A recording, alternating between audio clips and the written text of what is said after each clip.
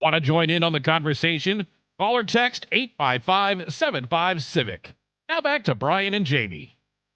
7:52 right now. Thank you so much for joining us this morning. You are listening to the Civic Media Network. My name is Jamie Martinson. And I'm Brian Noonan. I like that, Parker. I haven't heard Tracy It's a great Chapman in a song. long time. That's very, very nice. How much more are you paying for gas this week compared to a week ago? We want to hear because, suddenly there's gas for under $2 a gallon line from the administration is gone. 855-75-CIVIC, 855-752-4842. Drivers here in Wisconsin, across the nation, are noticing soaring gas prices. The other day, I filled up and I went to a Sam's because they're usually the cheapest. I paid 65 cents more a gallon Saturday than I did a week ago. But another fuel that you may not worry about unless you drive a big rig or a diesel-powered vehicle, diesel is on the rise, and diesel is rising much faster. Now, you may say, well, Brian, that doesn't affect me. Aha, you would be absolutely wrong, because rising diesel prices are going to, again, affect how you and I live our lives, Jamie, and it is not in a good way.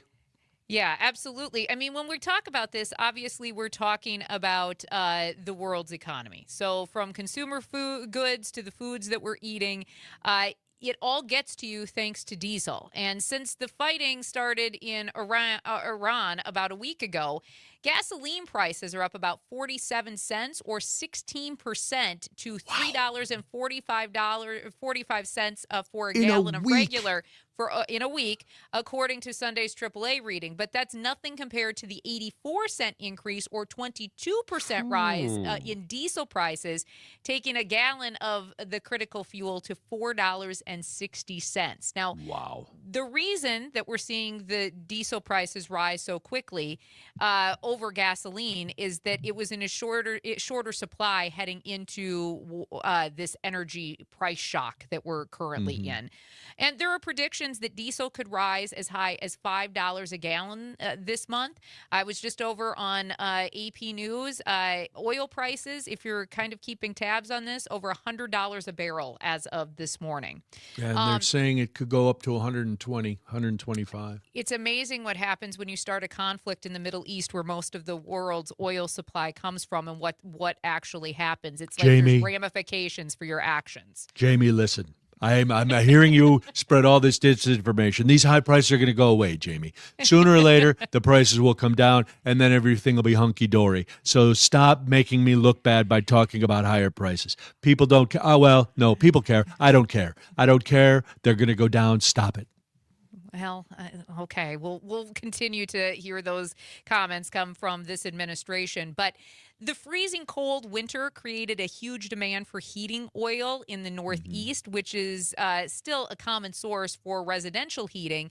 Home heating oil and diesel are essentially identical products. So the real risk right now to consumers are higher costs to transport the goods that they buy every single day. And here's the kicker. Diesel is also a key fuel for agriculture, right? Yeah. And this is a very critical time of year. We should know this, being in the great state of Wisconsin and our agricultural heritage. Well, it's just ahead of the spring planting season, which is why diesel will be so important over the next few weeks and months. Yep. Now, yes, you may say, but Brian, we know. We listen to the Fabulous Farm Babe. We listen to all our agricultural news. The corn, wheat, and soybean prices are already going up. Yes, but are they going up as fast as fuel prices? And the answer is, unfortunately, no. So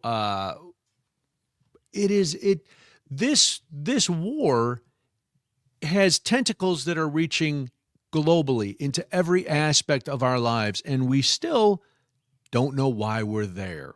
Right. And the way our president is talking, well, he's not going to like that they named that new supreme leader. And so we are going to stay there because he made the threat yesterday that if he doesn't like the new supreme leader, they would be taken out. So this is just on a purely dinner table kind of focus. This is not going to go well for any of us. No. And I don't know how people are going to do it, because if you commute for work, and I think about my last job and the commute I had and how much I spent for gas every day. And now if that gas has gone up this much in a week, Right.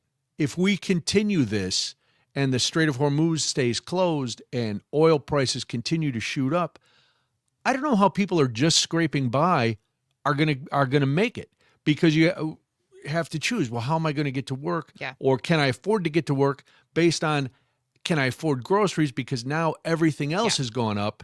This is not. We are in a very tough situation as just citizens. Not even the geopolitical stuff. You can put that aside, because really, when it comes down to voting, people do put that aside.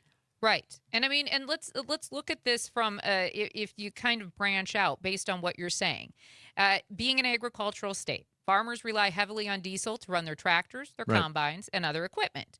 That fuel is also used to transport milk, corn, soybeans, cheese, and other products all across the country. So when diesel jumps by more than $50 in a week, that increases the cost for not only the farmers, but for the companies that process and ship those agricultural goods.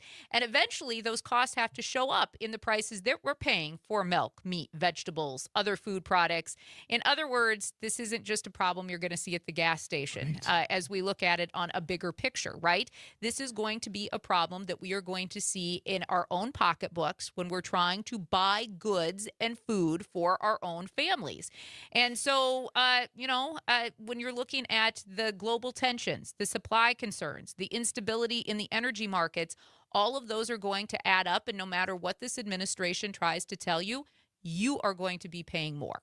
You and I are going to be paying more because of the decisions that this administration has made, whether it is the conflict in the Middle East or whether it is the tariffs that they continually try to push through onto other countries. We will be paying more in the end.